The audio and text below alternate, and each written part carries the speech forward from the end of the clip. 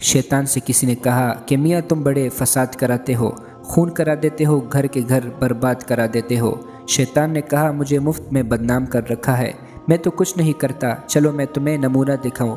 حلوائی کی دکان پر پہنچے شیطان نے ایک انگلی بھر شیرہ دیوار پر لگا دیا۔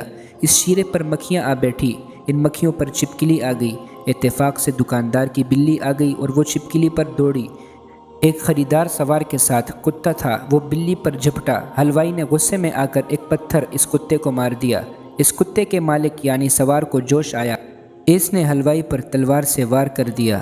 بازار والوں نے جمع ہو کر اس سوار کو قتل کر دیا۔ فوج میں خبر ہو گئی، انہوں نے بازار والوں کا قتل عام شروع کر دیا۔ شیطان نے کہا دیکھا، انصاف سے کہیے میرا کیا قصور؟